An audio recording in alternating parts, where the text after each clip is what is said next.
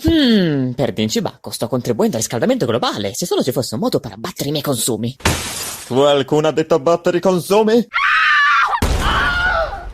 Lezione numero 1: non necessiti di queste diavolerie, già che disponi del Colombo viaggiatore. Lezione numero 2: mezzi di trasporto. Che cosa te ne fai di un automezzo? Quando possiedi un biomezzo.